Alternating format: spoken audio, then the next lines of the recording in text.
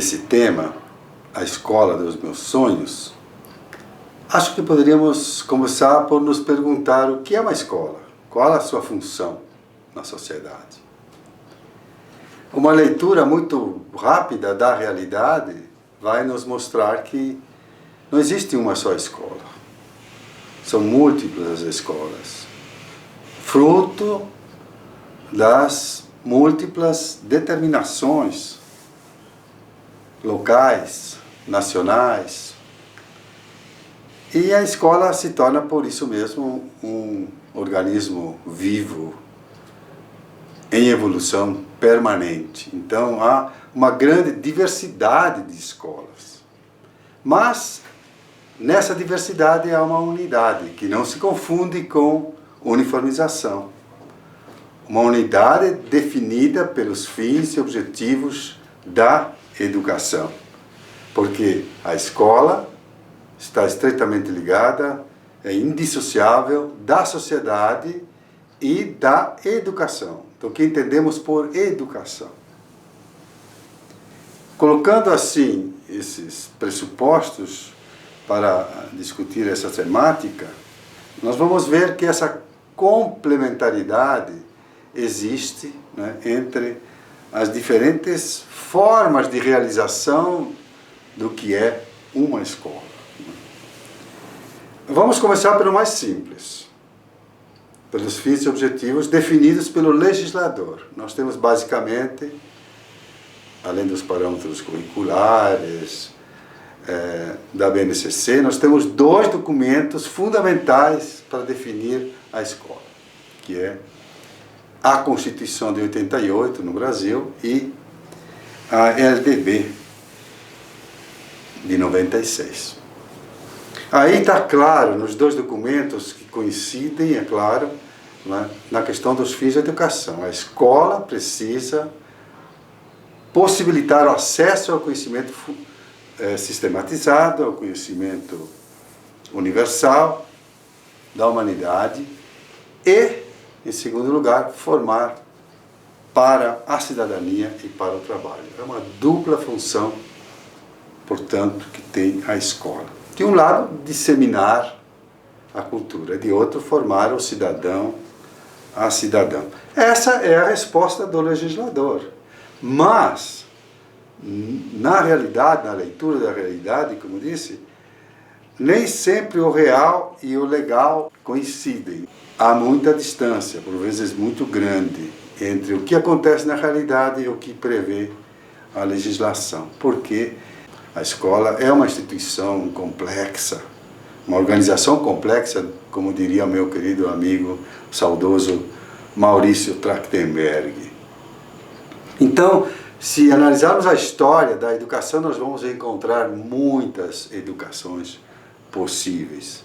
Desde a educação autoritária, a educação democrática, uma educação e uma escola mais emancipadora, menos emancipadora, conformadora, eu diria.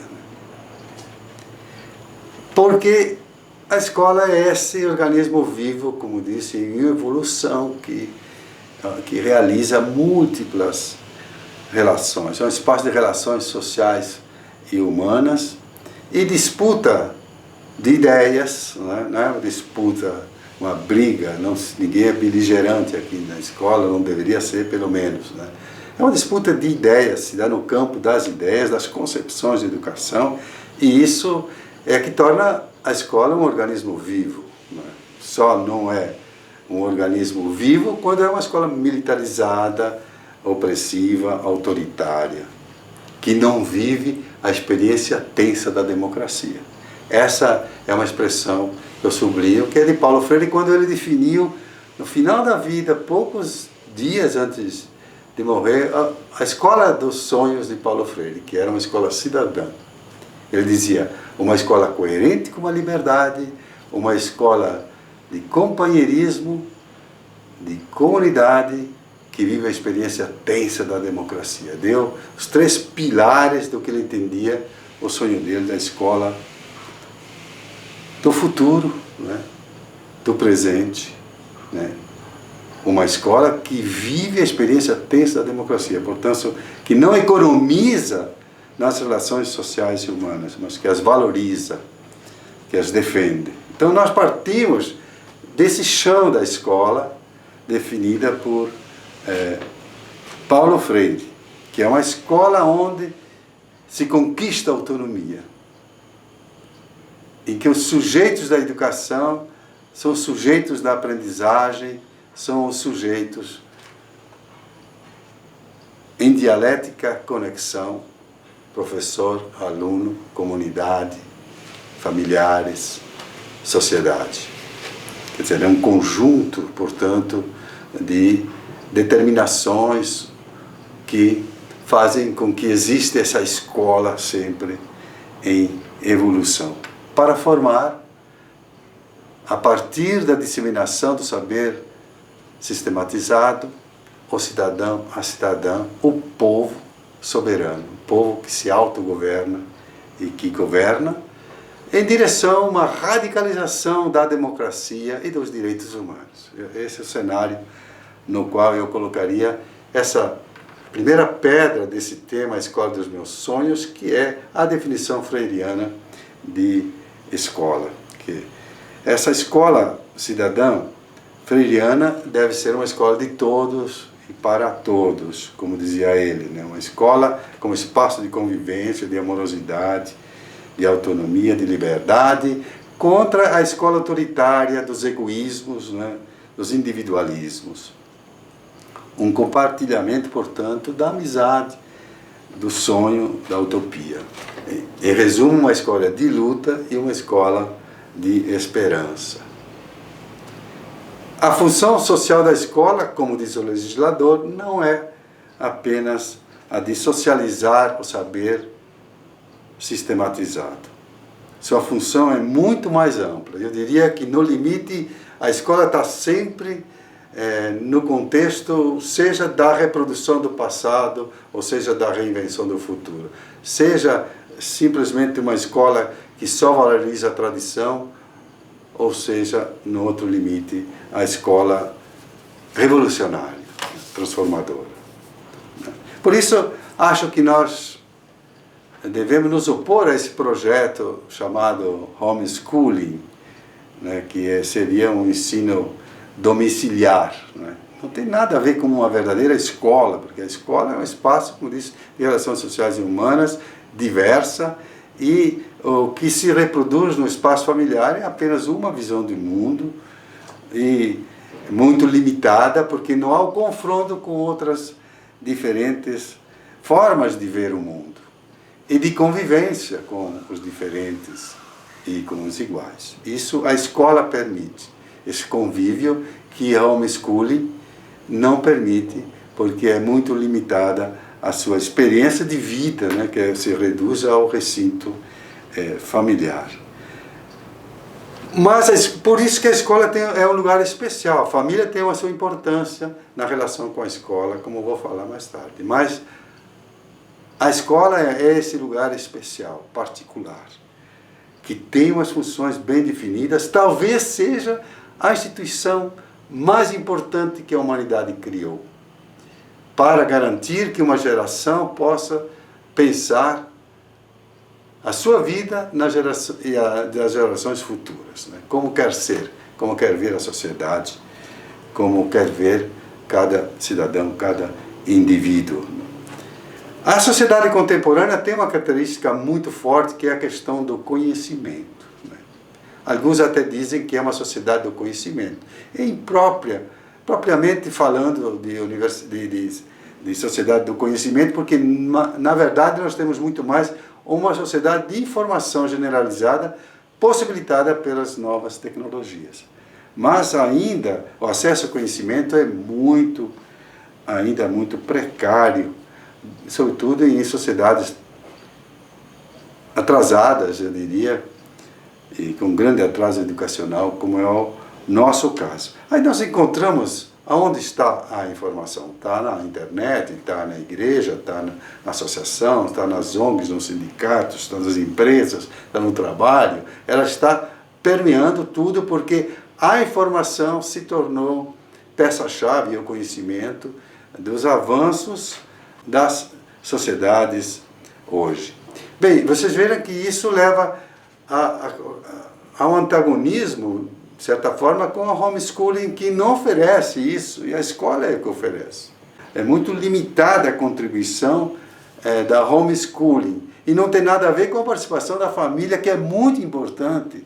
Todos os dados nos indicam que o ambiente familiar, o ambiente doméstico, o ambiente social e comunitário é um favor decisivo no desempenho dos alunos, no desempenho escolar.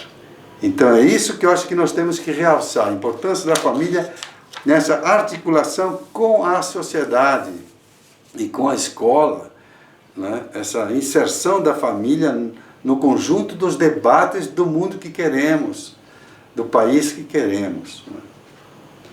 Por isso eu acho que nós devemos hoje pensar a escola a partir de uma visão renovada da relação dela, da escola, com a família. E eu lembro um pouco aqui de Paulo Freire. Lá nos anos 40, ele casou em 44, mas ele já estava trabalhando no SESI, né? 1944. Foi nessa experiência do SESI, final da década de 40, início da década de 50, ele teve muito contato com os pais, através do SESI, que ele tratava com os adultos que estavam trabalhando e se formando também no SESI. Então, ele trabalhou muito com eles a educação dos filhos. E foi aí que ele elaborou suas primeiras ideias sobre o círculo de cultura, mostrando a importância do diálogo e de relações mais próximas e não de mando e subordinação. E escreveu, os primeiros trabalhos escritos de Paulo Freire foram sobre os conselhos de pais e mestres, os conselhos escolares, e chegou até a escrever um artigo científico publicado, foi o primeiro artigo publicado na Revista Brasileira de Estudos Pedagógicos, dirigida por Anísio Teixeira, em 1960, com o título A Escola Primária no Brasil. Foi o seu primeiro trabalho acadêmico publicado depois da tese dele, de 1959, Educação e Atualidade Brasileira, onde também fala dessa educação. 29 anos depois, Paulo Freire estava fazendo isso em São Paulo, na Secretaria Municipal de Educação, né, quando instituiu, como primeiro ato do seu governo, os conselhos escolares, né, revogando uma determinação do prefeito anterior que tinha extinto, por decreto, os conselhos de escola. Então vejam qual é o sentido da escola para Paulo Freire, desde os seus primeiros escritos e suas primeiras experiências. Na verdade, hoje não é a questão propriamente da família que está bem clara. Eu acho que o grande problema está essa relação com a mídia, com os meios de comunicação. Eu acho que isso precisaria ficar claro, que eles têm uma importância fundamental na sociedade, têm uma especificidade, têm uma natureza específica. Digo, por exemplo, a TV. Mas nós não podemos passar na frente da telinha 90%, 80% do nosso tempo, e sobretudo as crianças são vítimas, as primeiras vítimas, muitas vezes, dessa visão que, como o McLuhan dizia, né, o meio e a mensagem, a forma pela qual a televisão educa é a forma de cima para baixo, dizendo compre isso, compre aquilo, veja isso, seduzindo, e ela é muito sedutora, a mídia, né, e faz parte do papel dela ser sedutora, né, e seduzindo para isso, para aquilo, encaminhando. Então, essa impregnação também da mídia, ou de uma certa mídia, pelo menos, né, que não leva em conta muito o que é mais ético dentro de uma sociedade chamada de mercado, acho que a mídia tem um papel específico que é de mostrar as coisas ao vivo. E isso é a grande força de sedução dela, o que está acontecendo agora. Mas daqui a 5 minutos aquela pauta já desapareceu. Ora, isso seria muito triste que acontecesse nas nossas escolas, e muitas está acontecendo. Quer dizer, você ser vítima do presentismo, que é você simplesmente responder às demandas do momento, o que está acontecendo agora, discutir só o que está acontecendo, esquecendo que a função da educação é muito mais do que o presente, é o passado, é a tradição, é o que é clássico, é o que é permanente. É isso que é a função específica da escola. Portanto, isso não tem nada a ver com a mídia, com o papel da mídia.